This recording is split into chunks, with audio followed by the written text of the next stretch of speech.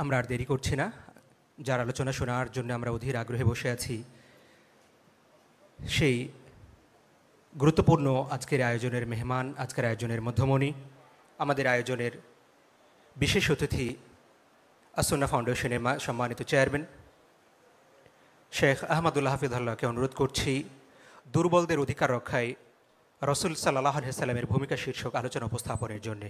ফালিয়াতাফাদ্দাল মাশকুরা।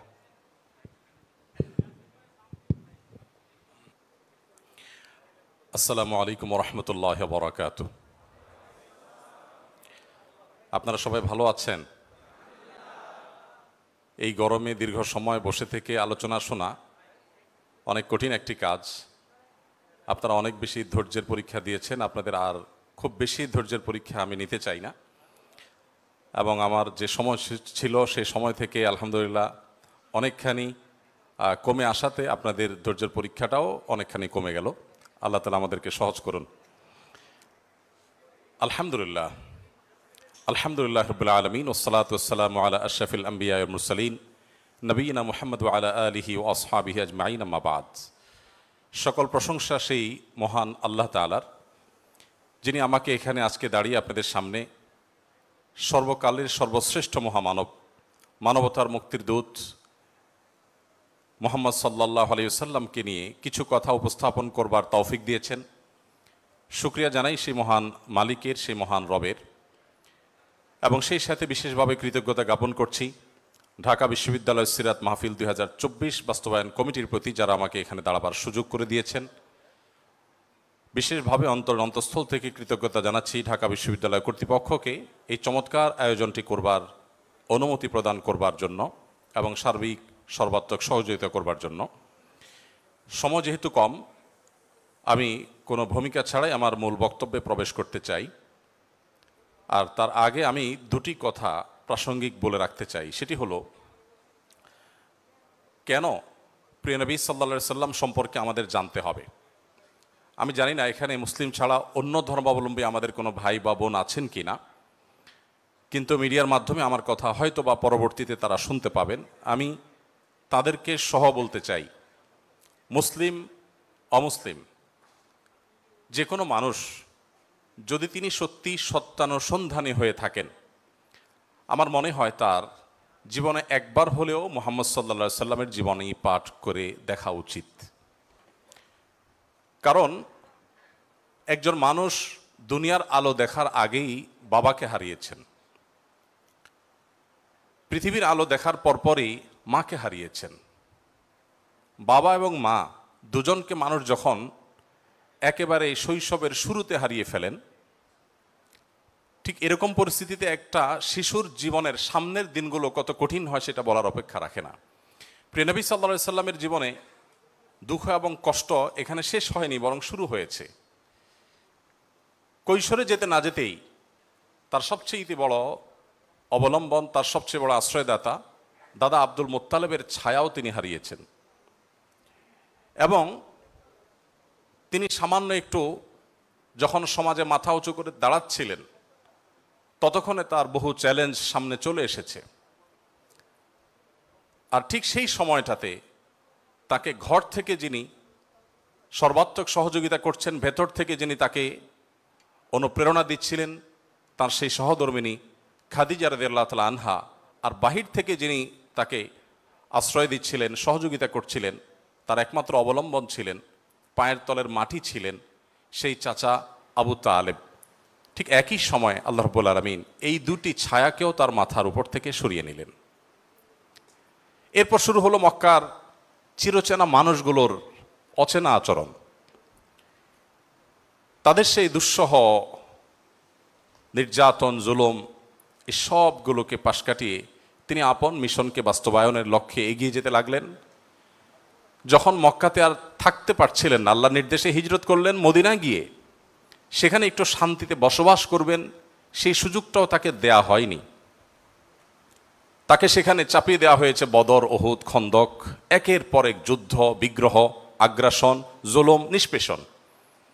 একটি একটি করে বাধা পেরিয়ে তিনি মাত্র মদিনায় হিজরতের পর 10 বছরের মধ্যে গোটা পৃথিবীর মোড় পরিবর্তন করে তার মিশনকে সাকসেসের সর্বোচ্চ শিখরে পৌঁছে তারপর দুনিয়া থেকে চলে গেলেন।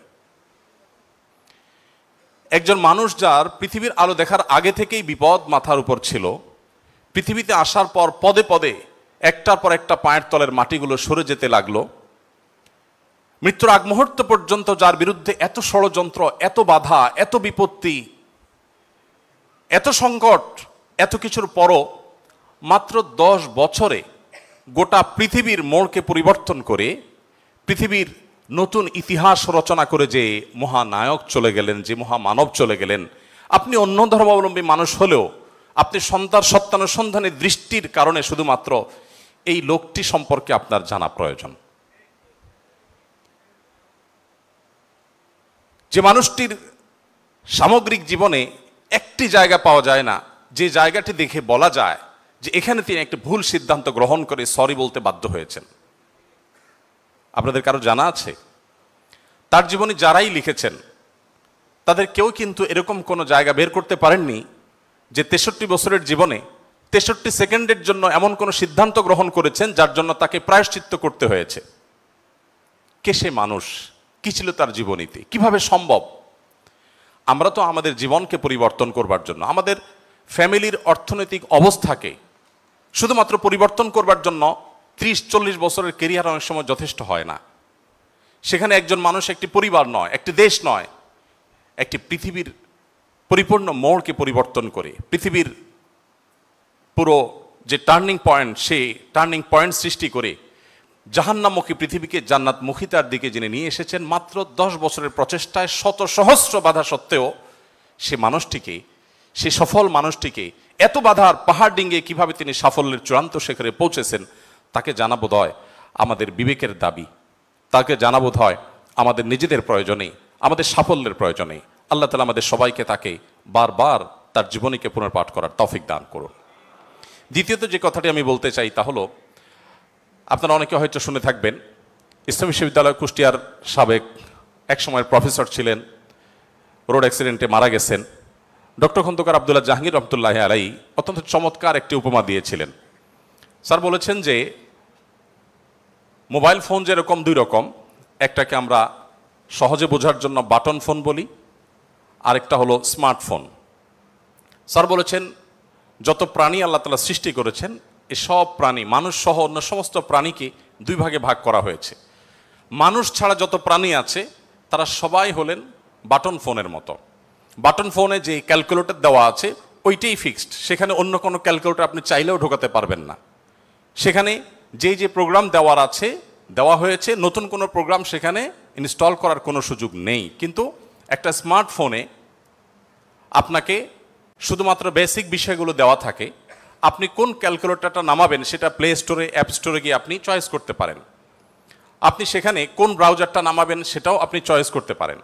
আপনি সেখানে কোন অ্যাপটা নামাবেন সেটা আপনি চয়েস করতে পারেন। আল্লাহ তাআলা মানুষকে সৃষ্টি করেছেন অনেকটা এই স্মার্টফোনের মতো করে, অর্থাৎ মানুষের ভেতরে তিনি কোনটা ইনস্টল করবেন, ভালো কিছু ইনস্টল করবেন, খারাপ কিছু ইনস্টল করবেন, এই ব্যাপারে আল্লাহ রাব্বুল আলামিন মানুষকে স্বাধীনতা দিয়ে রেখেছেন। আর মানুষ যেহেতু কাউকে না কাউকে অনুসরণ করে এবং তার ভেতরে যদি কিছু না কিছু ইনস্টল করতেই হয়, এই প্রয়োজনে একজন মানুষ মুহাম্মদ সাল্লাল্লাহু আলাইহি সাল্লামকে পাঠ করা, তাকে জানা তার জীবনে গুরুত্বপূর্ণ। কারণ তিনি তার আল্লাহর দেওয়া ব্রেইনে, মেধায়, তার ভেতরে তিনি মুহাম্মদ সাল্লাল্লাহু আলাইহি সাল্লামের আদর্শকে ইনস্টল করবেন কিনা এই সিদ্ধান্তটা নেওয়ার জন্য তাকে জানা প্রয়োজন। সম্মানিত উপস্থিতি, সেই প্রিয় নবী সাল্লাল্লাহু আলাইহি সাল্লামকে জানার জন্য আমি আপনাদেরকে বিনীতভাবে অনুরোধ করতে চাই, গোটা পৃথিবীতে যত মানুষ এখন ইসলামে এসেছেন, কিয়ামত পর্যন্ত হয়তো যত মানুষ ইসলামে আসবেন, তাদের সবার উপর অ্যানালাইসিস করলে তারা কি কারণে ইসলামে এসেছেন, অন্তত বিগত দিনে যারা ইসলামে এসেছেন তাদেরটা যদি অ্যানালাইসিস করা হয় তাহলে দেখা যাবে, আমি অন্তত আমার অভিজ্ঞতার আলোকে বলতে পারি, যত মানুষ ইসলাম গ্রহণ করেছেন, ইসলামে এসেছেন, আমি প্রত্যেককে নতুন মুসলিম হয়েছেন তাদেরকে জিজ্ঞাসা করার চেষ্টা করেছি কোন কারণে আপনি ইসলামে এসেছেন। কারণ আমরা মুসলমানরা তো আমাদের আচার আচরণ, আমাদের কাজ কারবার দিয়ে আপনাদেরকে অভিভূত করে ইসলামের সৌন্দর্য আমাদের কর্মকাণ্ডের মাধ্যমে ফুটিয়ে তুলেছি, এমনটি ঘটার কথা নয়। তাহলে কি কারণে আপনি ইসলামে এসেছেন? যত মানুষ ইসলামে এসেছে তার মধ্যে উল্লেখযোগ্য সংখ্যক ইসলামে এসেছেন কোরআন পাঠ করে, আর অবশিষ্ট যারা ইসলামে এসেছেন তাদের বড় অংশ ইসলামে এসেছেন প্রিয় নবী সাল্লাল্লাহু আলাইহি ওয়াসাল্লামের সিরাত পাঠ করে। বিধায় আমি আপনাদের সবাইকে উদাত্ত আহ্বান রাখতে চাই যে আপনার জীবনে একবার নয় বারবার করে প্রিয় নবী সাল্লাল্লাহু আলাইহি ওয়াসাল্লামকে জানুন, তার জীবনের শুরু থেকে শেষ পর্যন্ত নির্মোহভাবে পড়ুন। আমি নিশ্চিত করে বলতে পারি যে এটি আপনাকে প্রশান্তির চরম শেখরে পৌঁছে দিবে, আপনার ইমানের মিটারকে অনেক বেশি উপরে তুলে দিবে। আল্লাহ তাআলা আমাদের সবাইকে সেই তৌফিক দান করুন। সম্মানিত উপস্থিতি, প্রিয় নবী সাল্লাল্লাহু আলাইহি সাল্লামের জীবনের বিভিন্ন দিক নিয়ে আপনারা আলোচনা শুনেছেন। আমি খুব সংক্ষেপে প্রিয় নবী সাল্লাল্লাহু আলাইহি সাল্লাম কিভাবে দুর্বলদের আশ্রয় কেন্দ্র ছিলেন সে বিষয়ে কিছু কথা আরজ করতে চাই। প্রিয় নবী সাল্লাল্লাহু আলাইহি সাল্লাম সবসময় দুর্বলদেরকে আগলে রাখার চেষ্টা করতেন, দুর্বলদের পক্ষে কথা বলতেন। আজ 2024-এর যেই সময়টাতে আমরা দাঁড়িয়ে কথা বলছি, আজকের পৃথিবীতে দুর্বলদের পক্ষে কথা বলাটা ফ্যাশনে পরিণত হয়েছে। আপনারা জানেন, দুর্বল মানুষদেরকে নিয়ে কেউ কাজ করলে সমাজে তাকে হিরো মনে করা হয়। আজকের সমাজে দুর্বলদের নিয়ে কাজ করলে তাদেরকে নিয়ে মানুষ অনেক গর্ব করে। এটা গর্বের একটা ব্যাপার যে কেউ দুর্বলদেরকে নিয়ে কাজ করছে। আমরা সুন্নাহ ফাউন্ডেশন থেকে অসহায় দুস্থদের জন্য কাজ করছি। আপনারা অনেকে আমাদেরকে সেজন্য মোবারকবাদ জানাচ্ছেন, শুভেচ্ছা জানাচ্ছেন, আমাদেরকে প্রেরণা দিচ্ছেন। ধন্যবাদ আপনাদের প্রতি। কিন্তু আমি যেটি বলতে চাচ্ছি যে আজ থেকে ঠিক ১৫০০ বছর আগের পৃথিবীতে যদি আমরা ফিরে যাই, তাহলে আমরা লক্ষ্য করলে দেখতে পাবো সেই পৃথিবীতে দুর্বলদের পক্ষে কথা বলাটা ফ্যাশন তো দূরের কথা, সবচেয়ে বড় চ্যালেঞ্জের বিষয় ছিল। আজকের এই অনুকূল পৃথিবীতে দাঁড়িয়ে আপনি দাস-দাসীর অধিকার, আপনি শ্রমিকের অধিকার, আপনি নারীর অধিকার, আপনি অন্য ধর্মাবলম্বী সংখ্যালঘুদের অধিকার নিয়ে কথা বলতে পারেন। এই কথা বলাটা অনেক নিরাপদ, অনেক ফ্লেক্সিবল পরিবেশ আপনি দেখেন। কিন্তু মুহাম্মদ সাল্লাল্লাহু আলাইহি সাল্লাম যখন দুর্বলদের পক্ষে কথা বলেছেন, তখন পৃথিবীতে দুর্বলদের পক্ষে কথা বলাটা সহজ কাজ ছিল না, এটা লাইফ রিস্কের ব্যাপার ছিল, কিন্তু সে কাজটা তিনি করেছেন। সম্মানিত উপস্থিতি, প্রিয় নবী সাল্লাল্লাহু আলাইহি সাল্লাম তিনি দুর্বলদের পক্ষে যে কথা বলেছেন, সেটা আজ আমরা অনেকে যে দুর্বলদের পক্ষে কথা বলি নানা পার্থিব উদ্দেশ্যে, তার সেই দুর্বলদের পক্ষাবলম্বনটা পার্থিব কোনো উদ্দেশ্যে ছিল না। আমরা অনেকে আজ দুর্বলদের পক্ষে কথা বলি কোনো সংস্থার কোনো প্রজেক্ট পাওয়ার জন্য। আমরা অনেকে দুর্বলদের পক্ষে কথা বলি কোনো প্রজেক্ট পেয়েছি সেই টাকা হালাল করবার জন্য। আমরা অনেকে দুর্বলদের পক্ষে কথা বলি সোশ্যাল মিডিয়াতে প্রচুর লাইক কমেন্ট পাওয়া যাবে সেজন্য। আমরা অনেকে দুর্বলদের পক্ষে কথা বলি এর পেছনে আমাদের পার্থিব কোনো স্বার্থ আছে সেই কারণে। মুহাম্মদ সাল্লাল্লাহু আলাইহি সাল্লাম সেই ব্যক্তি ছিলেন যিনি দুর্বলদের পক্ষে কথা বলেছেন প্রচন্ড প্রতিকূল পরিবেশে। তার সেই কথার বিপরীতে তাকে থ্যাঙ্কস বলার মতো পৃথিবীতে কোনো মানুষ ছিল না তখন। মুহাম্মদ সাল্লাল্লাহু আলাইহি সাল্লাম দুর্বলদের পক্ষে কি বলেছেন এটা নিয়ে ঘন্টাকে ঘন্টা কথা বললেও, কি করেছেন তাদের জন্য ঘন্টাকে ঘন্টা আলোচনা করলেও শেষ হবে না। কিন্তু সময় খুবই সংক্ষিপ্ত, আমি এই জন্য মোটা দাগে মূল কথাগুলোতে চলে যেতে চাই। সর্বপ্রথম যেটি বলতে চাই, প্রিয় নবী সাল্লাল্লাহু আলাইহি সাল্লামের আবু দাউদ, তিরমিজি এবং নাসাই বর্ণিত এক হাদিস থেকে আমরা জানতে পারি, তিনি বলেছেন, তোমরা তোমাদের যে সমস্ত দুর্বল মানুষেরা আছে সেই সমস্ত দুর্বল মানুষদের ব্যাপারে আমার কাছে তালাশ করবে, খোঁজ খবর নিবে, তাদের জন্য কোনো কিছুর প্রয়োজন হলে আমাকে বলবে। কেন? কারণ তোমরা জানো যে তোমাদের আল্লাহ তাআলার তরফ থেকে যে রিজিক প্রাপ্ত হও, ফাইন্নামা তুরজাকুন ওয়া তুনসারুনা বিদুআফাইকুম, তোমাদের যারা দুর্বল আছেন সে দুর্বল এবং অসহায় মানুষগুলোর উসিলায় তাদের কারণে আল্লাহ তাআলা তোমাদেরকে যুদ্ধ বিগ্রহে শত্রুর বিপক্ষে জয় দিয়ে থাকেন, সেগুলো তাদের কারণে দেন। আবার একইভাবে তোমাদের যে রিজিক আল্লাহ তাআলা দিয়ে থাকেন, এই রিজিকটা তোমাদের মধ্যে থাকা যে দুর্বল মানুষগুলো আছে তাদের কারণে আল্লাহ তাআলা দিয়ে থাকেন। সম্মানিত উপস্থিতি, এই হাদিসের মাধ্যমে নবী সাল্লাল্লাহু আলাইহি সাল্লাম বোঝাতে চেয়েছেন তার আশেপাশে দুর্বল মানুষেরাই বেশি থাকে। আপনারা জানেন বেলাল, আম্মার, সোহেব, আরো যে সমস্ত সাহাবী ছিলেন, সালমানে ফারসি রাদিয়াল্লাহু তাআলা আনহু সহ, এই সমস্ত অসহায় মানুষগুলো একাধারে বহিরাগত, বাহির থেকে আসা। আরবের মানুষরা বাহিরের মানুষদেরকে মানুষ মনে করতে কুণ্ঠাবোধ করে অনেকে, বা বেশিরভাগ। সেই সময়ের বাস্তবতা ছিল অনেকটা সেরকম। নবী করিম সাল্লাল্লাহু আলাইহি সাল্লাম সেই পরিস্থিতিতে বাহির থেকে আসা সালমান ফারসি শুধু তার পরামর্শে গোটা মদিনার চতুর্পাশে পরীক্ষা খনন করা সেই কষ্টসাধ্য কাজ শুরু করে দিয়েছিলেন। তিনি বেলাল রাদিয়াল্লাহু তাআলা আনহুর মতো একজন নিগ্রো, ইথিওপিয়ান এবং বাহির থেকে আসা কৃতদাস ছিলেন, সেই মানুষটিকে নবী সাল্লাল্লাহু আলাইহি সাল্লাম মুয়াজ্জিন বানিয়েছেন। আজ আমাদের সমাজে মুয়াজ্জিন মানে খুব সাদামাঠা একটা পদ, তখন মুয়াজ্জিন ছিলেন নবী করিম সাল্লাল্লাহু আলাইহি সাল্লামের পর সবচেয়ে মসজিদের মধ্যে থাকা সম্মানজনক পদ। নবী করিম সাল্লাল্লাহু আলাইহি সাল্লাম এভাবে দুর্বল সাহাবীদেরকে যে আগলে রাখতেন, দুর্বল সাহাবীদের মধ্যে তিনি থাকতেন এমনভাবে যে আজ নেতারা যদি অন্যদের সাথে চলে, নেতা কে এটা পরিচয় দেওয়ার প্রয়োজন হয় না। কোনো পাওয়ারফুল ব্যক্তি, কোনো নেতা, তিনি যদি তার অনুসারীদেরকে সাথে নিয়ে অনুসারীদের বেষ্টিত হয়ে হাঁটেন, তো তাকে চেনার জন্য কারো জিজ্ঞেস করতে হবে না। আমাদের প্রিয় নবী সাল্লাল্লাহু আলাইহি সাল্লাম তিনি যখন সাহাবীদের মধ্যে বসা থাকতেন, তখন বাহির থেকে আসা মানুষরা জিজ্ঞেস করতে হতো, মান ফিকুম মুহাম্মদ, তোমাদের মধ্যে মুহাম্মদ লোকটা কে? আপনি চিন্তা করুন, তার বসার মোড়টা এমন ছিল যে অন্য 10 জন সাধারণ সাহাবীর মধ্যে তিনি নিজেকে মিশিয়ে ফেলতেন। তার মধ্যে কোনো অহংকার ছিল না, এমনভাবে দুর্বলদের সাথে নিজেকে মিশিয়ে ফেলতেন যে বাহির থেকে আসা মানুষ তার অ্যাটিটিউড দেখে, তার বডি ল্যাঙ্গুয়েজ দেখে চেনার কোনো উপায় ছিল না যে মোহাম্মদ নেতা লোকটি কে সাল্লাল্লাহু আলাইহি ওয়াসাল্লাম। সম্মানিত উপস্থিতি, ঠিক একইভাবে আমরা জানি নবী করিম সাল্লাল্লাহু আলাইহি সাল্লাম কারা জান্নাতবাসী, জান্নাতি লোকদের মার্কা কি, সেটা বলতে গিয়ে বলেছেন যে আল্লাহ আখবিরুকুম বিআহলিল জান্নাহ, তোমাদেরকে কি আমি বলে দিব না যে তোমাদের মধ্যে বিচরণকারী মানুষদের মধ্যে কারা কারা জান্নাতি, জান্নাতি হিসাবে তোমরা কাদেরকে সুধারণা করতে পারো, তাদের আলামত কি, যে আলামত দেখে তুমি অনুমান করবে, আন্দাজ করবে লোকটা জান্নাতি। নবী করিম সাল্লাল্লাহু আলাইহি সাল্লামের পর নিজে জবাব দিয়ে বলেছেন, কুল্লু দাঈফিন মুতাদাঈফ, যে সমস্ত মানুষগুলো দুর্বল, বিনয়ী, নিরীহ, এই মানুষগুলো জান্নাতি। অর্থাৎ যদি তাদের ঈমান অন্য সব বিষয়গুলো ঠিকঠাক থাকে, পাশাপাশি তিনি যদি নিরীহ গোছের হন, বিনয়ী হন, বিনম্র হন, তিনি যদি খুব বেশি অহংকারী, অনেক বেশি রূঢ় স্বভাবের না হন, তাহলে এই মানুষগুলো জান্নাতি হওয়ার এটি একটি বড় লক্ষণ। এখানে নবী করিম সাল্লাল্লাহু আলাইহি সাল্লাম দুর্বলতাকে জান্নাতি হওয়ার, নবী সাল্লাল্লাহু আলাইহি সাল্লাম দুর্বলতাকে বা বিনয়কে জান্নাতি হওয়ার লক্ষণ হিসাবে উল্লেখ করেছেন। এখান থেকে বোঝা যায় দুর্বলদের অবস্থান তার কাছে কেমন ছিল। আমরা নবী সাল্লাল্লাহু আলাইহি সাল্লামের যে দুর্বলদের প্রতি তার যে ভালোবাসা, তাদের অধিকার আদায়ের প্রচেষ্টা, তাদেরকে সমাজে তাদের যথাযথ অধিকার ফিরিয়ে দেওয়ার প্রচেষ্টা, সে সম্পর্কে যদি আমরা কয়েকটা উপমা দিতে চাই, আমরা একজন একজন করে বলতে চাই। নারীদের ব্যাপারে বলতে চাই, ইতিমধ্যে ওবায়দুল্লাহ হামজা সাহেব আলোচনা করেছেন নারীদের সম্পর্কে, কিছু কথা হয়তো রিপিট হবে, তারপর আমি সংক্ষেপে শুধুমাত্র টাচ করে যাই। আপনারা জানেন নবী সাল্লাল্লাহু আলাইহি সাল্লাম যে সমাজে এসেছেন, সেই সমাজে নারী হিসেবে জন্মগ্রহণ করাটা এটা একটা অপরাধ ছিল। জীবন্ত কন্যাকে নিজের বাবা নিজে হাতে পুঁতে ফেলতো শুধুমাত্র কন্যা হওয়ার কারণে। আল্লাহ কোরআনে বলেছেন, ওয়া ইযা বুশিরা আহাদুহুম বিল উনসা যাল্লা ওয়াজহুহু মুসওয়াদ্দান ওয়া হুয়া কাযীম, কারোর কন্যা সন্তান হয়েছে এই সংবাদটা তাকে দেয়া হলে তার মুখটা কালো হয়ে যেত। এরকম ভয়ঙ্কর এক বাস্তবতার মধ্যে নবী সাল্লাল্লাহু আলাইহি সাল্লাম এসেছেন। আমি আবারও বলছি, আজকের সমাজে নারী অধিকার নিয়ে কথা বলা এটা অনেক সহজ।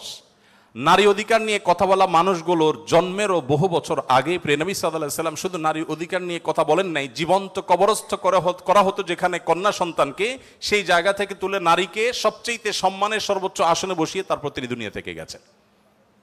প্রিয় নবী সাল্লাল্লাহু আলাইহি সাল্লাম নারীদের জন্য কি করেছেন?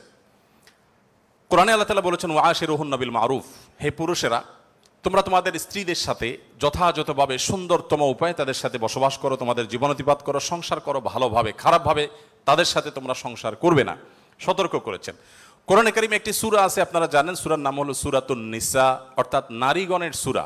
কোরআনে কিন্তু পুরুষগণের সূরা নামে কোনো সূরা নেই, সূরাতুর রিজাল নামে কোনো সূরা নেই, কিন্তু সূরাতুন নিসা নামে সূরা আছে, এবং সেটা ছোটখাটো 2-4-5 আয়াতের সূরা না, কোরআনের সবচেয়ে বড় সূরাগুলোর একটি। এবং কোরআনে শুধুমাত্র নারীদের বিধিবিধান বর্ণনা করবার জন্য সূরা তাহরিম, সূরা তালাক, অনেকগুলো সূরা আল্লাহ তাআলা নাজিল করেছেন স্পেশাল নারীদের বিধিবিধান বর্ণনা করবার জন্য। পুরুষদের জন্য আলাদা কোনো স্পেশাল বিধিবিধান, তাদের অধিকার, তাদের করণীয়, তাদের বিষয়গুলোকে আলোকপাত করবার জন্য কোনো আলাদা স্পেশাল কোনো সূরা নেই। আপনারা জানেন কোরআনে আল্লাহ রাব্বুল আলামিন নারীদের সম্পর্কে যত আলোচনা করেছেন, শুধু সেগুলোই ঘন্টায় ঘন্টা আলোচনা করলে শেষ করা যাবে না। প্রিয় নবী সাল্লাল্লাহু আলাইহি সাল্লাম তার, আপনারা জানেন, একাধিক স্ত্রী ছিলেন।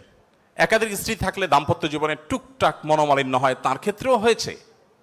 তিনি কখনো কোনো নারীর গায়ে আঘাত করেননি, কোনো নারীকে কখনো প্রহার করেননি, তার জীবনে একটি বারের জন্য সে ঘটনা ঘটেনি।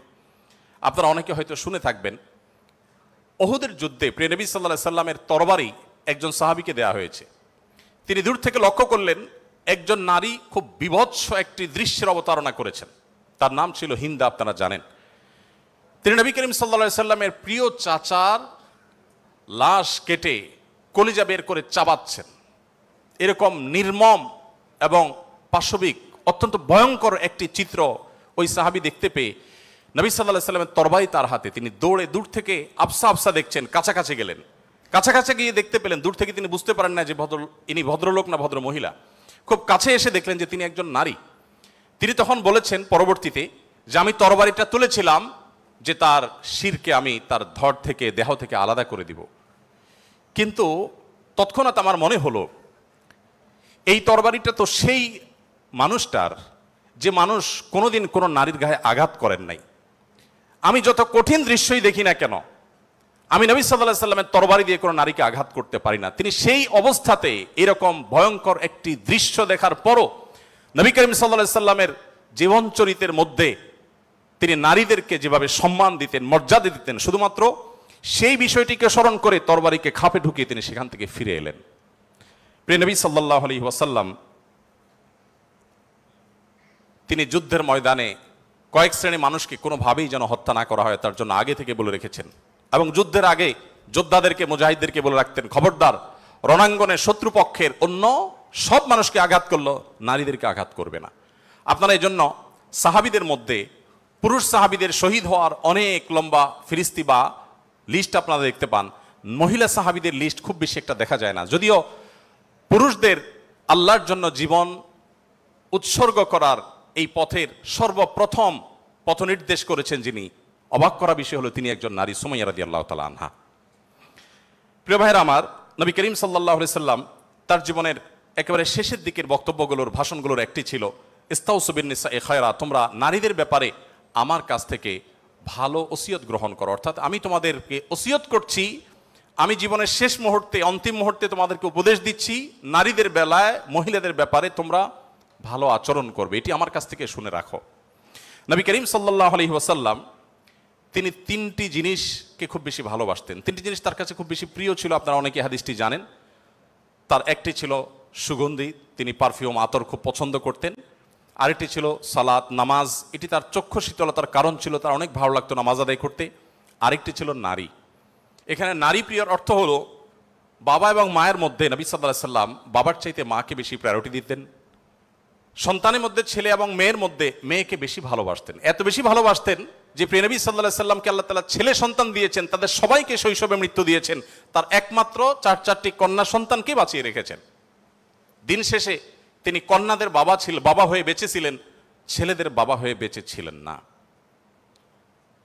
ঠিক একইভাবে প্রিয় নবী সাল্লাল্লাহু আলাইহি সাল্লামের আরেকটা হাদিস সহিহ মুসলিমে বর্ণিত হয়েছে, আমরা জানি নবী সাল্লাল্লাহু আলাইহি সাল্লাম বলেছেন, কেউ যদি তার দুটি কন্যা সন্তানকে প্রাপ্তবয়স্ক হওয়া পর্যন্ত সুন্দর আচরণ করে, যথাযথভাবে লালন পালন করে, কোনো প্রকার বৈষম্য না করে, অবিচার না করে, তাদের প্রতি সদাচরণ করে, তো কিয়ামতের ময়দানে নবী সাল্লাল্লাহু আলাইহি সাল্লাম বলেছেন সেই লোক শুধু জান্নাতে যাবে না, কিয়ামতের দিন আল্লাহ নবী সাল্লাল্লাহু আলাইহি সাল্লাম বলেছেন আনা ওয়া হুয়া কাহাতাইন, সে এই দুটি আঙ্গুল যেরকম পাশাপাশি অবস্থান করছে জান্নাতে আমার ঠিক কাছাকাছি এইভাবে অবস্থান করবে, দুটি কন্যা সন্তানকে যথাযথভাবে পালন করবার কারণে। আমি জানি না আপনারা নিশ্চয় অনেকে অনেক হাদিস পড়ে থাকবেন, আপনারা এমন কোনো হাদিস পেয়েছেন কিনা যে 1 ডজন ছেলে সন্তান লালন পালন করলে এইরকম কোনো ফজিলত এর কথা কোথাও বলা হয়েছে? আপনারা দেখেছেন এরকম কোনো হাদিস? আমি অন্তত পাই নাই যে 1 ডজন ছেলে লালন পালন করেছে কোনো মা বাবা, তার বিনিময়ে তাদেরকে নবী সাল্লাল্লাহু আলাইহি সাল্লাম বলেছে যে 12টা যেহেতু করেছে, 2টা মেয়ের বিপরীতে 12টা ছেলে করেছে, একটা পুরস্কার হোক না, এরকম কোনো পুরস্কারের কথা আমার জানা নেই। এরপরে যখন এক শ্রেণী মানুষ বলে যে ইসলাম নারীদেরকে ঠকিয়েছে, তখন তাদের ব্যাপারে কি বলা যায় সেটা আপনারা ঠিক করবেন। সম্মানিত উপস্থিতি, নবী করিম সাল্লাল্লাহু আলাইহি ওয়াসাল্লাম বলেছেন, কোনো বাবা, কোনো অভিভাবক, কোনো প্যারেন্টস, কোনো মা যদি কোনো কন্যার কারণে কন্যার দায়গ্রস্ত হয়ে পড়েন, সমাজের মানুষের কুসংস্কারের কারণে যদি তার মুখটা ছোট হয়ে যায়, কোনো কারণে তিনি যদি কোণঠা সময় পরিস্থিতির মধ্যে পড়ে যান, এরপরও তিনি যদি সেই মেয়েদেরকে লালন পালন করার ক্ষেত্রে কোনো কার্পণ্য না করেন, সমাজের বিরুদ্ধে দাঁড়িয়ে বুক টান টান করে যদি তার কন্যাদেরকে তিনি ভালোবাসা দেন, সদাচরণ করেন, তাদের অধিকার যথাযথভাবে দিয়ে দেন,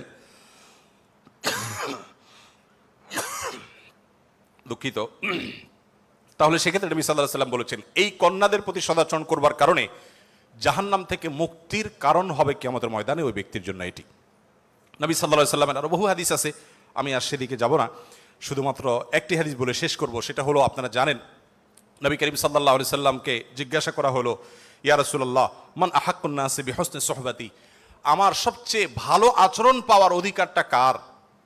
নবীজি সাল্লাল্লাহু আলাইহি সাল্লাম বলেছেন উম্মাক, তুমি সবচেয়ে ভালো আচরণ করবে তোমার মায়ের। এরপর জিজ্ঞাসা করা হলো, হে আল্লাহর রাসূল তারপর? আপনারা জানেন হাদিসটি খুবই প্রসিদ্ধ হাদিস। তিনি বলেছেন তারপর তোমার মায়ের। জিজ্ঞাসা করা হলো তারপর, এরপরে বললেন তারপরে তোমার মায়ের। এরপর সাহাবী যখন জিজ্ঞাসা করলেন ইয়া রাসূলুল্লাহ তারপর, এরপর বললেন তোমার বাবার। আপনারা অনেকে শুনেছেন ডক্টর জাকির নায়েক, তিনি এই হাদিস প্রসঙ্গে বলেছেন আল্লাহ নবী সাল্লাল্লাহু আলাইহি সাল্লাম গোল্ড মেডেলটাও দিলেন মাকে, তারপর সিলভার মেডেলটাও দিলেন মাকে, ব্রোঞ্জটাও দিলেন মাকে, বাবাকে দিলেন একটা সান্ত্বনা পুরস্কার। এরপরে যদি কেউ বলে যে ইসলাম নারীদেরকে ঠকিয়েছে, যে যুক্তিতে বলে সেটা আপনারাও জানেন আমিও জানি।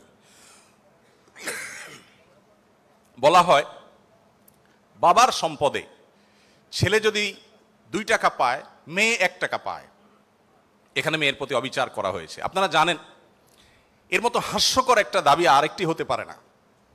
কারণ ছেলে বেচারা, এতক্ষণ শুধু মেয়েদের কথা বলছি, আসেন একটু ছেলেদেরকে আমরা দুর্বল হিসেবে দেখি।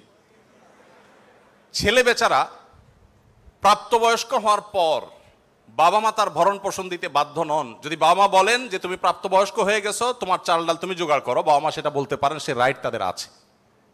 বিয়ে এখনো বেচারা করে নাই, মাত্র প্রাপ্তবয়স্ক হয়েছে। এরপর প্রাপ্তবয়স্ক হওয়ার পর যখন বিয়ে শাদীর চিন্তা করে, বাপ মা এটা বলতেই পারেন যে বাবা তোমার বিয়ে শাদীর টাকা তুমি জোগাড় করো, আমি তোমার বইয়ের গহনা কিনে দিব, মোহর জোগাড় করব, তোমার খরচ খরচা দিব। এটা বাবা মা করতে বাধ্য নন শরীয়তের দৃষ্টিকোণ থেকে, ছেলেরটা ছেলেকেই জোগাড় করতে হবে। আপনাদের অনেকগুলো প্রশ্ন আমার কাছে আসছে, এর মধ্যে সবচেয়ে কমন যে প্রশ্ন বারবার এসেছে সেটা হলো যুবকদের প্রশ্ন, বাবা মা বিয়ে দিতে চায় না, আমরা কি করব? আমি সে প্রশ্ন উত্তরে যেতে পারবো কিনা জানি না, তবে তরুণদের আহাজারে আমাকে খুব কষ্ট দেয়। কারণ আমি খুব বেশি বয়সে বিয়ে করিনি, আমি এখন নানা হয়েছি, আপনারা অনেকে জানেন। আমার এই বয়সে আমি নানা হয়েছি, এটা অনেকে শুনলে আসমান থেকে নাজিল হওয়ার উপক্রম হয় যে কিভাবে সম্ভব। তো আমি বলি, আমি আমার সংসার জীবন গোছানো শেষ, আমি এবং আমার মিসেস সহ বাকি জীবন আরামের সাথে দেশ বিদেশ যদি ঘুরেও বেড়াই, আল্লাহ বিল্লাহ করে বাকি জীবন কাটিয়ে দিই, আমার কোনো টেনশন নাই, কারণ আমার সংসারের সব সেট আপ করা শেষ। সে সমস্ত মানুষদেরকে দেখে আমার করুণা হয়, মায়া হয়, যারা আর্লি ম্যারেজকে দোষণীয় মনে করে, তারা অনেক বেশি দেরি করে তথাকথিত নিজের পায়ে দাঁড়ানোর কথা বলে 30-35 পার হওয়ার পর বিবাহ শাদী করেন। এই মানুষগুলো তাদের ছেলে মেয়ে হইতে হইতে, প্রথম তো আবার ছেলে মেয়ে নেওয়া যাবে না, একটা লম্বা সময় এনজয় করতে হবে, 40-এর পর হয়ে যায় ছেলে মেয়ে হতে হতে। এরপর এই ছেলে পড়ালেখা করে গ্রাজুয়েশন করতে করতে 55-60 ছুঁই ছুঁই হয়ে যায়, ততক্ষণে সংসারের ঘানি টানতে থাকে। আল্লাহ না করুন ছেলেটা যদি অমানুষ হয়, এই বেচারা বৃদ্ধ বয়সে আর যাওয়ার কোনো উপায় নাই। আবার সন্তান তো 1টা বা 2টা বেশি নেওয়া যাবে না, তাহলে তার দুঃখের কোনো শেষ আছে? আর আমার সব কিছু কমপ্লিট। এখন ছেলে মেয়ে যদি বেশি বেতাল হয়, বেলাইন হয়, সোজা কানটা মলে দিয়ে দরজা দেখা দিতে কোনো অসুবিধা নাই। কারণ আমার 2nd, 3rd, 4th অপশন আছে, অনেকগুলো সন্তান আছে। আর দ্বিতীয়ত আমার বয়সে এখনো অনেকখানি বাকি আছে। যাই হোক, আমি সেদিকে যাচ্ছি না। আমি যেটা বলছিলাম সেটা হলো ছেলেদের, এই বেচারাদের যে অসহায়ত্ব, এটার কথা কেউ বলে না। দেখেন, আমিও নারীদের ওয়াজি করে গেলাম, ছেলেদের অসহায়ত্বের কথা একটু বলি। এই বেচারারা যতদিন বাবার সংসারে থাকবে, তোমার ঘানে তুমি টানো, বাবা মা বাধ্য না। মেয়েকে কিন্তু এটা বাবা বা মা বলতে পারেন না। এরপর যখন বিয়ে হবে, বিয়ের সময় ওই যে ছেলেরা চিরকুট নিয়ে আসে, হুজুর একটু বলে দেন আমার আব্বা এখানে আছে। আমি পল্টনে একটা হোটেলের উদ্বোধনী দিনে আমার এক বন্ধু মানুষ সেখানে গেছিলাম, এক ছেলে তার বাবাকে ধরে আমার কাছে নিয়ে আসছে, এসে বলছে হুজুর আপনার অনেক ওয়াজ শুনছি, আজকে আমার বাপরে হাতের কাছে পাইছি, আমাকে বিয়ে দেন, আমি বহু বলছি, আজকে আপনি হাতে নাতে বলেন। আমি নিজের লজ্জা লাল হয়ে গেলাম যে ছেলে কি বেহায়ার মতো কথা।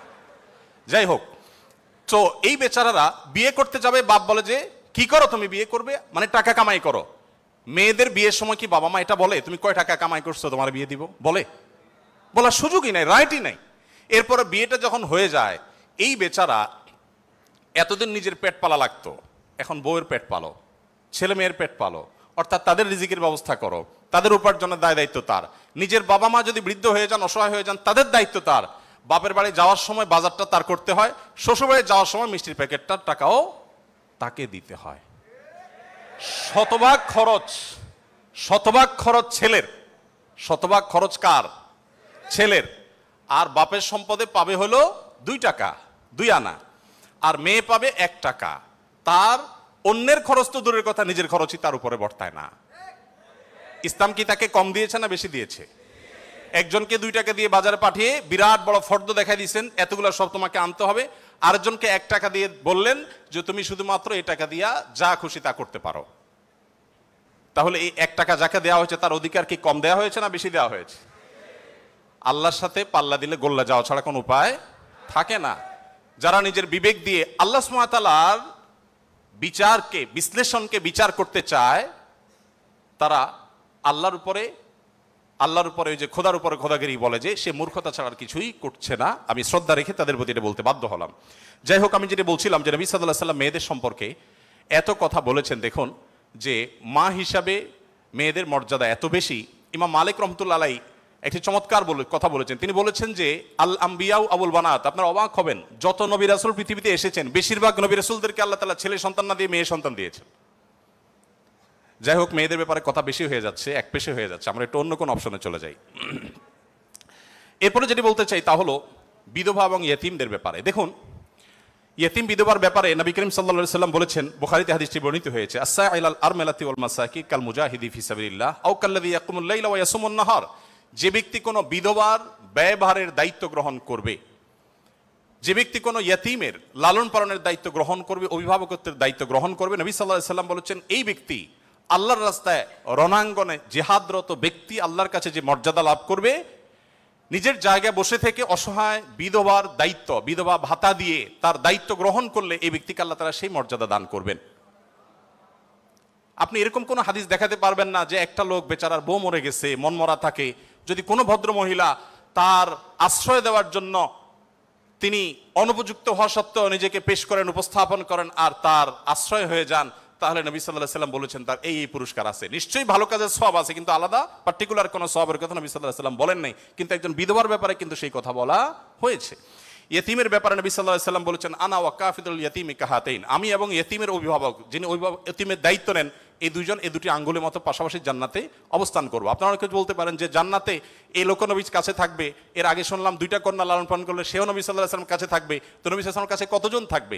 আসলে দুনিয়াতে আমরা একজনের সাথে আরেকজন হাঁটতে পারি, আখিরাতকে আমরা দুনিয়ার মতো কম্পেয়ার করি বা বিবেচনা করি, আখিরাতের বিষয়টা সম্পূর্ণ ভিন্ন। নবী সাল্লাল্লাহু আলাইহি ওয়াসাল্লামের জান্নাত এটা তো দুনিয়ার কোনো প্রাসাদের মতো হবে না, বিশাল বড় জগৎ নিয়ে হবে। সবচেয়ে ছোট জান্নাতে যে গোটা পৃথিবীর সমান 10 পৃথিবীর সমপরিমাণ জান্নাত তিনি পাবেন। মহাশূন্য সম্পর্কে আমরা ধারণা পাওয়ার পর আমাদের কাছে এটা খুব সহজ মনে হয় যে পৃথিবীর অন্যান্য পৃথিবীর বাইরে যে আল্লাহ তাআলার মহা সৃষ্টি আছে সেগুলোর তুলনায় পৃথিবী খুব ক্ষুদ্র। যখন পৃথিবীতে এগুলো আবিষ্কার হয় নাই, আপনি চিন্তা করুন তখনকার মুসলমানদের জন্য ঈমান আনা কতটা কঠিন ছিল, যে কিভাবে এত বড় জান্নাত দিবেন আল্লাহ তাআলা, কোথায় এত জায়গা। কিন্তু আজ আমরা সেটা আবিষ্কার করেছি, আমরা জানি কিয়ামত পর্যন্ত আবিষ্কার হতে থাকবে। কোরআন এবং সুন্নাহর অনেক কিছু এখনো আমাদের বুঝে আসছে না, কিন্তু একসময় হয়তো বুঝে আসবে। তো যাই হোক, নবী করিম সাল্লাল্লাহু আলাইহি ওয়াসাল্লাম ইয়েতিমের ব্যাপারে এই সুসংবাদ আমাদেরকে দিয়েছেন। এবং নবী সাল্লাল্লাহু আলাইহি ওয়াসাল্লাম আরেকটা হাদিস বলে আমি শেষ করব, তিনি বলেছেন যে ব্যক্তি তার পরিবারের মধ্যে কোনো ইয়েতিমকে সংযুক্ত করেন, এই জায়গা আমি একটু থামবো। ইয়েতিমকে সংযুক্ত করার মানেটা কি? আমাদের দেশে ইয়েতিম বা গরিবের বাচ্চাকে লালন পালন অনেকেই করেন, কিন্তু সেটা নিজের ধান্দায় করেন, গরিবের প্রয়োজনে না। কিভাবে সেটা? কারোর সন্তান হচ্ছে না, তখন তিনি একটু বাবা ডাক শুনতে চান, মা ডাক শুনতে চান, তো এই জায়গা থেকে তিনি একটা বাচ্চাকে নিয়ে আসেন, অসহায় মানুষের, কারোর কোনো বাচ্চার বাবা মারা গেছেন, বাবা মারা গেছেন, মা মারা গেছেন, তাকে নিয়ে আসেন, সেই বাচ্চাটাকে এনে লালন পালন করেন এবং মনে করেন আমি অনেক সওয়াবের কাজ করছি। আপনি অবশ্যই সওয়াবের কাজ করছেন না যদি আপনার উদ্দেশ্য হয় আপনার যে মা ডাক শোনা, বাবা ডাক শোনা সেটা, আর যদি আপনার উদ্দেশ্য হয় যে না আমি তাকে লালন পালন করতে চাই, সে তার মায়ের কাছেই থাকুক, আমি তার ভরণ পোষণ দিব, তার পড়াশোনার খরচ চালাবো, তার অভিভাবকত্ব করব, তাকে আশ্রয় দিব, তাহলে আপনি এই হাদিসের সুসংবাদ পাবেন ইনশাআল্লাহ তাআলা। আপনি যদি নিজে পার্থিব কোনো স্বার্থে তাকে লালন পালন করেন তাহলে এই হাদিসের মর্যাদা আপনি লাভ করবেন না। নবী করিম সাল্লাল্লাহু আলাইহি ওয়াসাল্লাম মুসনাদ আহমদে বর্ণিত একটা হাদিসে আসছে, তিনি বলেছেন যে এক ব্যক্তি তার কাছে বলেছে, হে আল্লাহর রাসূল, আমার অন্তরটা অনেক শক্ত, আমি খুব শক্ত হৃদয়ের মানুষ, আমার মনটা নরম হয় না, আপনি আমাকে কোনো একটা পরামর্শ দিন। নবী সাল্লাল্লাহু আলাইহি ওয়াসাল্লাম বলেছেন, তুমি ইয়েতিমের মাথায় হাত বুলাবে, তোমার মন নরম হবে এবং সেই সাথে অসহায়দের তুমি খাদ্য দান করবে, আহার দিবে। এই দুটি কাজ যদি তুমি করো তাহলে তোমার অন্তরের কাঠিন্য দূর হয়ে যাবে। আমাদের অনেকের মধ্যে এই অভিযোগ আছে, আমরা এই আমলগুলো করতে পারি। নবী সাল্লাল্লাহু আলাইহি ওয়াসাল্লাম দুর্বলদের মধ্যে যারা দাস দাসী ছিলেন তাদের জন্য কি করেছেন আপনারা অনেকে জানেন। ইসলামের অনেকগুলো গুরুত্বপূর্ণ বিধিবিধান আছে, এর মধ্যে থেকে একটা হলো দাস দাসী মুক্ত করার বিধান। যদি কোনো পুরুষ, কোনো স্বামী যদি তার স্ত্রীকে মায়ের সাথে তুলনা করেন, মায়ের সাথে তুলনা করার একটা পর্যায়ে আছে যেটাকে ইসলামী ফিকহের পরিভাষায় জেহার বলা হয়। রাগের বশে এরকম অনেকে করে থাকেন যে আমার মা যেরকম হারাম তুমি এরকম হারাম, তালাকের মতোই অনেকটা এই টাইপের কথা যদি কেউ বলেন, তার প্রায়শ্চিত্ত হলো তাকে একটি দাস মুক্ত করতে হবে। কেউ যদি ইচ্ছাকৃতভাবে রোজা ভঙ্গ করেন, তাহলে তার প্রায়শ্চিত্ত হলো তাকে একটি দাস মুক্ত করতে হবে। কেউ যদি শপথ করে শপথ রক্ষা না করেন, ভঙ্গ করেন, তাহলে তাকে দাস মুক্ত করতে হবে। কেউ যদি কোনো মানুষকে হত্যা করেন, ভুলে হত্যা করেন, তার প্রায়শ্চিত্তগুলোর মধ্যে থেকে একটা হলো তাকে দাস মুক্ত করতে হবে। এভাবে ইসলাম অনেকগুলো ভুলের প্রায়শ্চিত্ত হিসাবে অন্য কোনো অপশনের চাইতে দাস মুক্তিকে প্রায়োরিটি দিয়েছে, গুরুত্ব দিয়েছে। নবী সাল্লাল্লাহু আলাইহি ওয়াসাল্লাম বারবার বলেছেন, কারণ তিনি চাইতেন মানুষ দাস না থাকুক, মানুষ মুক্ত হয়ে যাক। নবী সাল্লাল্লাহু আলাইহি ওয়াসাল্লাম আজকের পৃথিবীর মতো ফ্যাক্টরি রেভলিউশনের পর মানুষের মুক্তির জন্য বা দাস প্রথার বিরুদ্ধে তিনি কথা বলেছেন এমন না। আমি আগেই বলেছি, আজ পৃথিবীতে বহু দুর্বলদের পক্ষে কথা বলা মানুষ পাবেন, তার সবগুলোই বেশিরভাগই দেখবেন স্বার্থের কারণে। আমরা নিজেরাও দুর্বলদের সহযোগিতা করি। এই যে বন্যা গেল, অনেকেই বন্যার সময় ত্রাণ নিয়ে গেছেন জাস্ট একটা ছবির জন্য, অনেকে ত্রাণ নিয়ে গেছেন, কষ্ট করেছেন, শুধু তার একটা লাইভ দরকার, কিছু লাইক দরকার, কিছু কমেন্ট দরকার, কিছু বাহবা দরকার।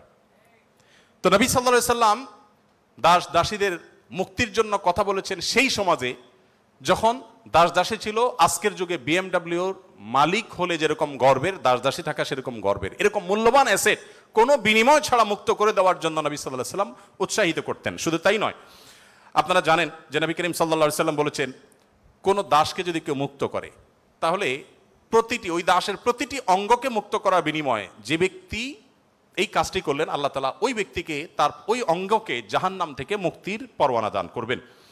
নবী সাল্লাল্লাহু আলাইহি সাল্লাম আরেকটি হাদিস আছে, তিনি বলেছেন জীবনের শেষ কথা। নবী সাল্লাল্লাহু আলাইহি সাল্লামের জীবনের শেষ কথা কি আমরা জানি, অনেকে জানি, আসসালাতু আসসালাত ওয়া মা মালাকাত আইমানুকুম। অর্থাৎ নবী করিম সাল্লাল্লাহু আলাইহি সাল্লামের জীবনের শেষ কথা ছিল, তোমরা নামাজের ব্যাপারে দায়িত্বশীল থাকবে, নামাজের ব্যাপারে দায়িত্বশীল থাকবে এবং তোমাদের দাস দাসীদের ব্যাপারে দায়িত্বশীল আচরণ করবে। এটা ছিল তার জীবনের শেষ কথা। একটা মানুষের কাছে দাস দাসীদের অধিকার কত গুরুত্বপূর্ণ হলে, অধীনস্থ মানুষগুলোর অধিকার কত গুরুত্বপূর্ণ হলে জীবনের শেষ কথা এটা বলে চলে যান যে তোমরা তাদের ব্যাপারে খবরদার, সদাচরণ করবে, তাদের প্রতি কোনো জুলুম অবিচার করবে না। আপনারা অনেকে আবু মাসউদ আনসারী রাদিয়াল্লাহু তাআলা আনহুর নাম শুনেছেন। আবু মাসউদ আনসারী রাদিয়াল্লাহু তাআলা আনহু তার একজন দাসকে প্রহার করছিলেন, অধীনস্থকে, কাজের লোককে প্রহার করছিলেন। নবী সাল্লাল্লাহু আলাইহি ওয়াসাল্লাম পেছন থেকে বললেন, আলাম আবু মাসউদ, সাবধান, শুনে রাখো আবু মাসউদ, লাল্লাহু আকদারু আলাইকা মিনকা আলাই, তুমি এই দাসের প্রতি যতটা পাওয়ার রাখো, হোল্ড করো, আল্লাহ তাআলা তোমার উপর তার চেয়ে বেশি পাওয়ার হোল্ড করেন, মাইন্ড ইট। এই কথা শোনার পর আবু মাসউদ আনসারী রাদিয়াল্লাহু তাআলা আনহু সেই দাসকে মুক্ত করলেন। বলে, ইয়া রাসূলুল্লাহ, আমি তাকে মুক্ত করে দিলেন। তখন নবী সাল্লাল্লাহু আলাইহি ওয়াসাল্লাম বলেছেন, যদি তুমি আজ তাকে মুক্ত না করতে, জাহান্নাম তোমাকে স্পর্শ করতো। আব্দুল্লাহ ইবনে ওমর রাদিয়াল্লাহু তাআলা আনহু বলেছেন, আমি নবী করিম সাল্লাল্লাহু আলাইহি ওয়াসাল্লামকে বলতে শুনেছি, যে ব্যক্তি কোনো দাসের প্রতি জুলুম করবে, তাকে অন্যায়ভাবে প্রহার করবে, তার কাজের লোককে, অধীনস্থ লোককে, তার প্রায়শ্চিত্ত হলো সে অধীনস্থ লোকটাকে সে মুক্ত করে দিতে হবে, দাস মুক্ত করে দিতে হবে, যেটা সহজ কোনো ব্যাপার ছিল না তখন। বুখারীর একটি বিশ্ববিখ্যাত হাদিস, স্বর্ণের অক্ষরে যেটা টানিয়ে রাখা দরকার আমাদের বাসা বাড়িতে। নবী সাল্লাল্লাহু আলাইহি ওয়াসাল্লাম বলেছেন, ইখওয়ানুকুম খাওয়ালুকুম, তোমাদের ভাই ব্রাদার যারা, তারাই তোমাদের অধীনস্থ কাজের মানুষ। এই মানুষগুলো সম্পর্কে নবী সাল্লাল্লাহু আলাইহি ওয়াসাল্লাম বলেছেন, জাআলাহুমুল্লাহু তাহতা আইদিকুম, তাদেরকে আল্লাহ তাআলা তোমাদের অধীনস্থ করে দিয়েছেন। এর মধ্যে ইঙ্গিত রয়েছে আল্লাহ চাইলে তোমাকে তার অধীনে করে দিতে পারতেন। অতএব ফামান কানা আখুহু তাহতা ইয়াদি, যে ব্যক্তি তার ভাই তার অধীনে থাকবে, অর্থাৎ কোনো দাস, কোনো দাসী অথবা যে কোনো কাজের মানুষ, এই হাদিসে দাস দাসী কথা বলা হয়নি, যে কোনো কাজের লোক, অধীনস্থ মানুষ যদি কারোর অধীনে থাকে, ফালইউতইমহু মিম্মা ইয়াকুল, তাহলে সে যা খায় একই কোয়ালিটির খাবার যেন তাকে অফার করে, এবং সে যা পোশাক পরে একই কোয়ালিটির পোশাক যেন তাকে পরায়। একটু থামতে চাই এখানে। আপনি একটু কল্পনা করুন, এমন একজন মানুষের, যিনি অনেক পয়সার মালিক, অনেক বড় পদ হোল্ড করেন, তিনি তার ড্রাইভার, তার জন্য যখন পোশাক কিনছিলেন, একই সময় তার নিজের পোশাকও কিনছিলেন। একই পোশাক যেটা তার জন্য কিনেছেন, সেম পোশাক ড্রাইভারের সাইজ অনুযায়ী, একই কোয়ালিটির, একই কালারের, একই জিনিস ড্রাইভারের জন্য কিনেছেন। এই দৃশ্যটা কি কল্পনা করা যায়? আজকের বাস্তবতা এটা কি খুব সহজ বিষয় মনে হয়? আমরা তো অনেকে অধীনস্থ মানুষদের পাশে বসে খাবো এটাকেই দোষী বিষয় মনে করি। আমরা কি নিজেদেরকে সভ্য দাবি করি? আজকের পৃথিবীর মানুষের সভ্যতা যেখানে গিয়ে ঠেকবে, নবী সাল্লাল্লাহু আলাইহি সাল্লাম তিনি এবং তার সাহাবা একরাম পৃথিবীকে যেই জায়গায় রেখে গেছেন সভ্যতার, সেখানে পর্যন্ত আজকের পৃথিবী সভ্যতার সর্বোচ্চ শিখরে গিয়ে পৌঁছতে পারবে না। নবী করিম সাল্লাল্লাহু আলাইহি ওয়াসাল্লাম তিনি তাকে একবার জিজ্ঞাসা করা হলো যে হে আল্লাহ রাসূল, আমাদের যে কাজের লোক আছে, খাদেম আছে, এই লোকগুলোর যত ভুল করে কয়বার মাফ করা যায় আপনি একটু বলেন? মানে এটা সীমা আছে তো, কতবার মাফ করা যায়? নবী করিম সাল্লাল্লাহু আলাইহি সাল্লাম চুপ থাকলেন। লোকটা আবার একই কথা বললেন, নবী সাল্লাল্লাহু আলাইহি ওয়াসাল্লাম চুপ থাকলেন। তিনি আবার যখন বললেন, নবী করিম সাল্লাল্লাহু আলাইহি ওয়াসাল্লাম বলেছেন দিনে 70 বার মাফ করবা। কতবার? এর মানে হলো তুমি নিজেকে নিয়ন্ত্রণহীন করবে না। এই বিষয়ে অবশ্য ওয়াজ করা অনেক সহজ, আমল করা অনেক কঠিন। আল্লাহ তাআলা আমাদেরকে আমলের তৌফিক দান করুন। এভাবে নবী করিম সাল্লাল্লাহু আলাইহি ওয়াসাল্লাম দুর্বলদের পক্ষে, দুর্বলদের অধিকার আদায়ের জন্য অনেক কথা বলেছেন। সেই সময় যখন দুর্বলদের পক্ষে কথা বলা আজকের মতো ফ্যাশনের বিষয় ছিল না। আজ যারা অধিকারের কথা বলে তাদের জন্মেরও হাজারো বছর আগে প্রিয় নবী সাল্লাল্লাহু আলাইহি ওয়াসাল্লাম এই মানুষগুলোর অধিকার আদায় করে উন্নতির চরম শিখরে রেখে গেছেন। পৃথিবী আবার তাদেরকে অবনমন করেছে, আজ সেজন্য আমাদেরকে কথা বলতে হচ্ছে। সম্মানিত উপস্থিতি, নবী করিম সাল্লাল্লাহু আলাইহি ওয়াসাল্লাম তিনি অন্য ধর্মাবলম্বীদের অধিকার নিয়ে যত কথা বলেছেন, অনেক লম্বা কথা বলতে হবে, আমার হাতে একেবারে সময় নেই। আমি শুধু এটুকু বলবো, আল্লাহ তাআলা কোরআনে কারিমে বলেছেন লা ইয়ানহাকুমুল্লাহু আনিল্লাযীনা লাম ইউকাতিলুকুম ফিদ-দীন ওয়া লাম ইখরিজুকুম মিন দিয়ারিকুম আন তাবাররুহুম ওয়া তুকসিতু ইলাইহিম ইন্নাল্লাহা ইউহিব্বুল মুকসিতিন। যে সমস্ত অন্য ধর্মাবলম্বীরা তোমাদেরকে তোমাদের দেশ থেকে বের করে দেয়নি, তোমাদের উপর কোনো যুদ্ধ চাপিয়ে দেয়নি, অর্থাৎ শান্তিপূর্ণ সহাবস্থান করছে, তাদের প্রতি সদাচরণ করতে তোমাদের আল্লাহ তোমাদেরকে নিষিদ্ধ করেনি না, বরং আল্লাহ তাআলা সদাচরণকারী, ন্যায়নিষ্ঠ আচরণকারীকে ভালোবাসেন। তার মানে সংখ্যালঘুদের প্রতি, অন্য ধর্মাবলম্বীদের প্রতি কোনো মুসলিম যদি সদাচরণ করে, এই লোক আল্লাহর ভালোবাসা পাবে। বাংলাদেশে মানুষ ধর্মপ্রাণ, এদেশে ওলামা একরাম দায়িত্বশীল। এই জন্য আমি প্রায় বলি, আমাদের আশেপাশে অন্য যে কোনো দেশের সংখ্যালঘুদের চাইতে আমাদের দেশের সংখ্যালঘুরা আলহামদুলিল্লাহ অনেক ভালো আছে, সেজন্য আমরা অনেক হ্যাপি এবং সুখী। আমরা চাই তারা আরো ভালো থাকুক। আমাদের আশেপাশের বিভিন্ন দেশে বহু ধর্মীয় দাঙ্গা হয়েছে, শত শত মানুষ মারা গেছে। বাংলাদেশের আজও পর্যন্ত কখনোই ধর্মীয় দাঙ্গায় শত শত মানুষ তো দূরের কথা, ডজন ডজন মানুষ মারা গেছে, এমন কোনো ঘটনা কখনো শোনা। সংখ্যালঘুদের নির্যাতনের যে সমস্ত বিচ্ছিন্ন ঘটনা ঘটে, এটা আমরাও জানি, আমাদের সংখ্যালঘু ভাই বোনেরাও জানেন। এটা দিন শেষে রাজনৈতিক ফায়দা হাসিলের নীল নকশা ছাড়া আর কিছুই নয়। বাংলাদেশের সবচেয়ে বড় ধর্মীয় শিক্ষা প্রতিষ্ঠান হাটহাজারী মাদ্রাসার ঠিক কোল ঘেঁষে একটা মন্দির, আমি সেই মাদ্রাসার ছাত্র। এত প্রাচীন এই মন্দির এবং মাদ্রাসাও প্রাচীন, শতবর্ষী মাদ্রাসা এবং প্রাচীন মন্দির। কেউ বলতে পারবে না যে মাদ্রাসার হাজার হাজার ছাত্রের কেউ কোনোদিন একটা ঢিল সেই মন্দিরে নিক্ষেপ করেছেন অথবা মন্দির থেকে পাল্টা এরকম কিছু হয়েছে, কেউ বলতে পারবে না। বাংলাদেশের মানুষের সাম্প্রদায়িক সম্প্রীতির যে উদ্যম দৃষ্টান্ত, পৃথিবীর অনেক উন্নত দেশেও সে দৃষ্টান্ত নাই। এটা আমরা কোত্থেকে পেয়েছি? ইসলাম থেকে পেয়েছি। আমাদের সংখ্যালঘু ভাই বোনদের প্রতি সদাচরণ করতে আমাদের ইসলাম বলে, ভালো মুসলিম হওয়ার প্রয়োজনে আমাদের এটা করতে হচ্ছে। অতএব আমরা যত বেশি ভালো মুসলিম হতে পারবো, আমাদের সংখ্যালঘু ভাই বোনরাও তত নিরাপদে থাকবেন।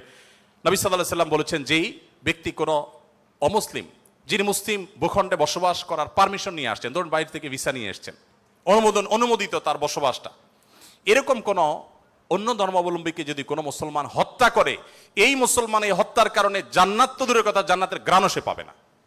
মানুষটা কিন্তু অন্য ধর্মাবলম্বী। নবী সাল্লাল্লাহু আলাইহি ওয়াসাল্লাম একটা ইহুদির লাশ নিয়ে যাওয়া হচ্ছিল, তিনি সম্মান প্রদর্শন করলেন। সাহাবীরা বললেন, ইয়া রাসূলুল্লাহ, ইহুদির লাশ আপনি সম্মান প্রদর্শন করছেন? নবী সাল্লাল্লাহু আলাইহি ওয়াসাল্লাম বলেছেন, আলাইসাত নাফসা, সে কি মানুষ না? লোকটা ইহুদি হতে পারে কিন্তু তিনি মানুষ না। আব্দুল্লাহ ইবনে ওমর রাদিয়াল্লাহু তাআলার বাসায় ছাগল জবে হয়েছে, তিনি বাহির থেকে এসে জিজ্ঞাসা করলেন, আহাদাইতুম লিজারনাল ইয়াহুদি, আমাদের ইহুদি প্রতিবেশী বাসায় গোশত পাঠিয়েছো? বাসার লোকজন বলল না তো। তখন তিনি বললেন, আল্লাহ রাসূল সাল্লাল্লাহু আলাইহি ওয়াসাল্লাম প্রতিবেশীর অধিকার নিয়ে এত কথা বলেছেন যে নিজের সম্পদে তাদের হিস্সা আল্লাহ তাআলা নির্ধারণ করে দেওয়ার উপক্রম হয়েছিল, আর তোমরা কেন প্রতিবেশী বাসায় খাবার পাঠাওনি? আমাদেরকে আরো ডেভেলপ করতে হবে। আমাদের আশেপাশে কোনো হিন্দু বসবাস করেন, আপনার পাশে ফ্ল্যাটে, পাশের বাড়িতে, আপনি কয়দিন তার বাসায় খাবার পাঠিয়েছেন, গিফট পাঠিয়েছেন? অথচ ইসলাম কিন্তু সেই নির্দেশ আমাদেরকে করে। যাই হোক, নবী করিম সাল্লাল্লাহু আলাইহি ওয়াসাল্লাম চতুষ্পদ জন্তু, পশু পাখির প্রতি তার যে দয়া ছিল, তারা দুর্বল, তারা অসহায়, তাদের পক্ষে নবী সাল্লাল্লাহু আলাইহি ওয়াসাল্লামের যে অবস্থান ছিল, একবার আপনারা জানেন বিখ্যাত হাদিস, নবী সাল্লাল্লাহু আলাইহি ওয়াসাল্লাম বলেছেন যে অনেক আগের একটি ঘটনা, এক লোক তিনি যাচ্ছিলেন কোথাও পানি পান করার জন্য, কোন একটা কুয়াতে তিনি নেমেছেন, উঠে দেখতে পেলেন একটি কুকুর পিপাসায় সেরকম উসফুস করছে, তখন তিনি তার পোশাক খুলে পানিতে চুবিয়ে সে পানির চিবিয়ে ওই কুকুরকে খাওয়ালেন। এই হাদিসটি দুই রকম আছে, একজন পুরুষের ক্ষেত্রে আছে তিনি তার পায়ের মোজা খুলেছেন, একজন নারীর কথা আছে তিনি তার ওড়না খুলে এই কাজটি করেছেন। ওই নারী ব্যভিচারিণী হওয়া সত্ত্বেও আল্লাহ তাআলা একটি প্রাণীর প্রতি এই ভালোবাসা, এই সম্প্রীতি দেখাবার জন্য তাকে মাফ এবং নাজাত দিয়ে দিয়েছেন। নবী সাল্লাল্লাহু আলাইহি সাল্লাম বলেছেন যে এর বিপরীতে একজন নারী, আপনারা সেটাও শুনেছেন অনেকে, যে একটি ইবাদত গুজার একজন নারী একটি বিড়ালকে বেঁধে রেখেছিলেন এবং সে বিড়ালকে বেঁধে রাখতে রাখতে এক পর্যায়ে না খেয়ে বিড়ালটি মারা গেছে, তাকে খাদ্য দেননি। শুধুমাত্র এই কারণে তিনি ইবাদত গুজার হওয়া সত্ত্বেও আল্লাহ তাআলা ওই নারীকে জাহান্নামী হিসেবে ঘোষণা করেছেন, শুধুমাত্র একটা প্রাণীর জীবনের প্রতি এই হেয়ালিপনা করার জন্য। এখন প্রাণী তো দূরের কথা, মানুষের জীবন আমরা শেষ করে ফেলছি নির্দয়ভাবে। নবী করিম সাল্লাল্লাহু আলাইহি সাল্লামের আরো হাদিস আমরা জানি, একটা পাখির দুটি বাচ্চাকে কেউ একজন ধরে নিয়ে গেলেন। নবী আলাইহিস সালাম যখন দেখলেন এই কাজটি কেউ করেছে, তখন বললেন যে কে কাজটি করেছো?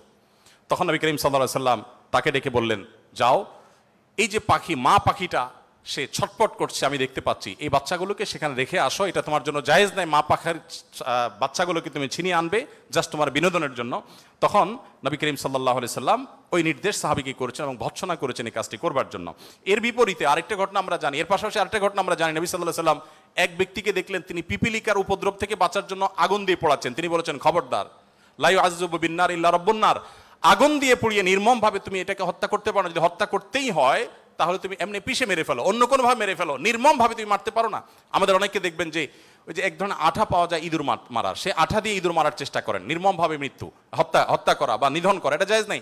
সে আপনাকে উপদ্রব করে, আপনি হত্যা করতে পারেন, কিন্তু নির্মমভাবে হত্যা করবার বা হত্যাকে আপনি এনজয় করবেন এই অধিকার আপনাকে ইসলাম দেয়নি। নবী করিম সাল্লাল্লাহু আলাইহি ওয়াসাল্লাম তার সাহাবী সাঈদ ইবনে জুবায়ের বলেছেন যে সাহাবী আব্দুল্লাহ ইবনে ওমর রাদিয়াল্লাহু তাআলা আনহু একবার যাচ্ছিলেন, দেখলেন যে কুরাইশের কিছু যুবক কিছু পাখিকে বেঁধে রেখে তীর নিক্ষেপ করছিলেন হাত সই করার জন্য, এবং ওই পাখিগুলোর যে মালিক তাকে বলেছেন যেটা লাগবে না মিস হবে, ওই তীরটা তোমার, বিনিময়ে তুমি তীর পেয়ে যাবে, আর লাগলে তো পাখি মারা যাবে। এটা জাস্ট মজা করছিল তারা। দেখেন আল্লাহ নবী সাল্লাল্লাহু আলাইহি ওয়াসাল্লামের সাহাবী আব্দুল্লাহ ইবনে ওমর যখন এসেছেন, জাস্ট তাকে দেখেছে, দেখার সাথে সাথে দৌড়ে পালিয়ে গেছে তারা, ওই যুবকরা, কারণ জানেন যে নবী সাল্লাল্লাহু আলাইহি ওয়াসাল্লামের সাহাবী কোনো প্রাণীর প্রতি নির্মমতাকে সহ্য করবেন না, চলে গেছে তারা। তখন এবার আব্দুল্লাহ ইবনে ওমর রাদিয়াল্লাহু তাআলা আনহু বলেছেন, আল্লাহ লানত এবং অভিশাপ নাজিল হয় ওই মানুষগুলোর প্রতি যারা কোনো প্রাণীকে এরকম বিনোদনের জন্য জাস্ট তীর মেরে, গুলি মেরে বিভিন্নভাবে লক্ষ্যবস্তু তাদেরকে বানায়। নবী করিম সাল্লাল্লাহু আলাইহি ওয়াসাল্লামের জীবনের বহু ঘটনা আছে, আমরা বলে শেষ করতে পারবো না, আমি একেবারে শেষের দিকে চলে আসছি। একবার নবী করিম সাল্লাল্লাহু আলাইহি ওয়াসাল্লাম একটি ওট দেখতে পেলেন, খুব ক্ষীণকায়, জীর্ণশীর্ণ, দুর্বল, এবং তার চোখে পানি। নবী সাল্লাল্লাহু আলাইহি ওয়াসাল্লাম তার শরীরের উপরে খুব আলতো করে হাত বুলিয়ে দিলেন। তখন সেই ওটের আচরণ দেখে বর্ণনাকারী সাহাবী বলছেন মনে হচ্ছিল সে অনেকটা প্রশান্ত অনুভব করেছে। তখন তিনি ওটের মালিককে ডেকে বললেন যে এই ওটকে তুমি কেন ভালো করে খাবার দাবার দাও না, তার ব্যাপারে তুমি আল্লাহকে কেন ভয় করো? নবী সাল্লাল্লাহু আলাইহি ওয়াসাল্লাম তাকে সতর্ক করলেন। ঠিক একইভাবে নবী সাল্লাল্লাহু আলাইহি ওয়াসাল্লাম ঐতিহাসিক একটি হাদিস সহিহ মুসলিম বর্ণিত, তিনি বলেছেন, ইন্নাল্লাহা কাতাবাল ইহসানা আলা কুল্লি শাই ফাইদা কাতালতুম ফাহসিনুল কিতলাহ ওয়া ইযা যাবাহতুম ফাহসিনুজ যিবহা। যদি কেউ কোনো প্রাণীকে জবে করতে হয়, জবে করে খেতে হয়, আল্লাহ তার জন্য হালাল করেছেন, সেও যেন নির্মমভাবে জবে না করে। এই জন্য ছুরি যেন ভালো করে ধার দিয়ে নেয়, যাতে করে পশুর প্রতি নির্মমতা করতে করতে ধীরে ধীরে তাকে যেন হত্যা করতে না হয়।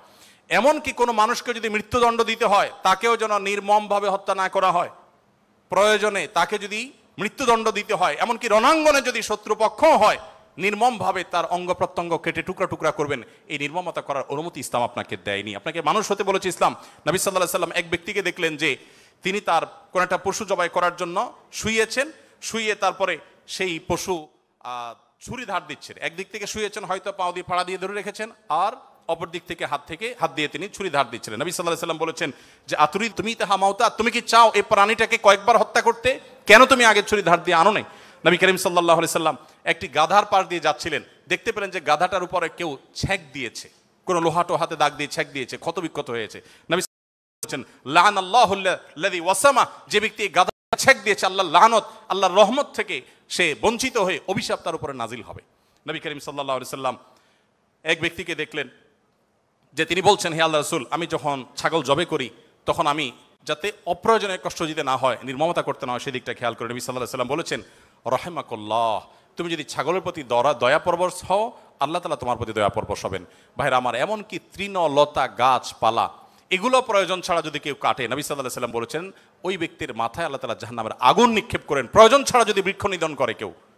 আমি যদি সারাদিন সারারাত বলি, হয়তো নবী সাল্লাল্লাহু আলাইহি ওয়াসাল্লাম দুর্বলদের অধিকার আদায়ের জন্য কি করেছেন, শুধু কথা বলেননি, কি করেছেন সেগুলো বলে হয়তো শেষ করা যাবে না। আমাদের সময় অনেক আগেই শেষ হয়ে গেছে। আমি শুধুমাত্র শেষের দিকে আসছি এবং বলতে চাই, আজকে যে জায়গায় আমি দাঁড়িয়ে কথা বলছি, এই বিশ্ববিদ্যালয় সহ বহু বিশ্ববিদ্যালয়, বিশেষ করে পাবলিক বিশ্ববিদ্যালয়গুলো, যেগুলো মেধাবীদের, দেশের সবচেয়ে বড় বড় ভালো মেধাবীদের সবচেয়ে বড় বিচরণ ক্ষেত্র, এই জায়গা থেকে আমাদের আনন্দের অনেক ইতিহাস যেমন রচিত হয়েছে, দুই একটি দুঃখের এবং বেদনার ঘটনাও এখানে ঘটতো। তার মধ্যে থেকে একটি হলো র্যাগিংয়ের ঘটনা।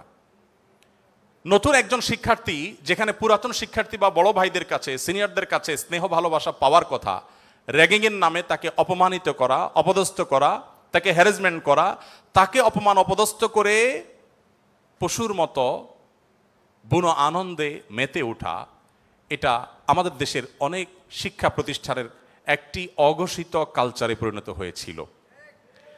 আমরা আশা করব এই পশুত্ব, এই নির্মমতা, এটা আমাদের দেশে আর কোনো শিক্ষা প্রতিষ্ঠানে কোনোদিন ফিরে আসবে না।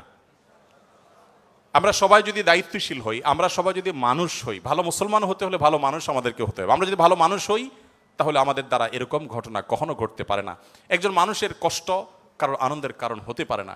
নবী করিম সাল্লাল্লাহু আলাইহি ওয়াসাল্লাম বলেছেন, যে ব্যক্তি কোনো ছোটদের প্রতি স্নেহ করে না, ভালোবাসে না, সে আমার উম্মত না।